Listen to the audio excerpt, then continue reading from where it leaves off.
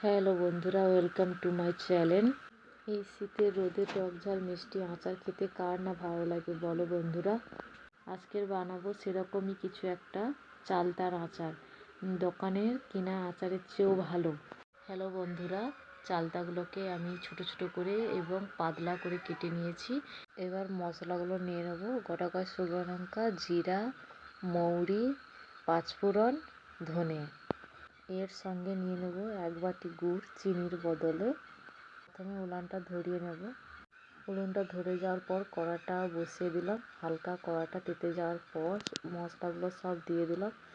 হালকা নেড়ে চুড়ে ভেজে নিলাম। হালকা করে ভেজে নেওয়ার পর তারপর প্লেটে ঢেলে নিয়ে মশলাগুলোকে গুঁড়ো করে নেব।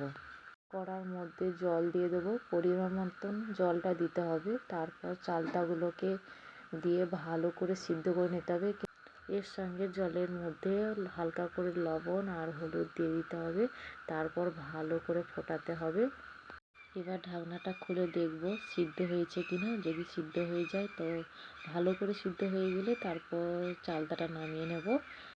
তারপর কড়ার মধ্যে নিয়ে নিয়েছি শুকনো লঙ্কা, তেজপাতা, পাঁচফোড়ন, হালকা করে নিয়ে নেব। এরপর মশলার উপর গুড়টা দিয়ে দেবো। তোমরা চাইলেও চিনি দিতে পারো। গুড়টা মাঝে মাঝে নেড়ে চেড়ে রাখতে হবে যাতে না নিচে বসে যায়। এবার গুড়ের মধ্যে চালতাগুলো দিয়ে দেবো। এবার গুড়টাকে ভালো করে মাখিয়ে নিচ্ছি।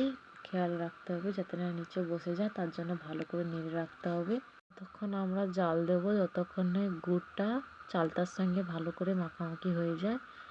এবার গুড়টা ভালো করে মাখামাখি হয়ে গেছে, মানে রসটা মরে গেছে। তারপর এবার মশলাটা দিয়ে দিতে হবে এর উপর। মশলাটা দেওয়ার পর ভালো করে নেড়ে চেড়ে নামিয়ে নেব।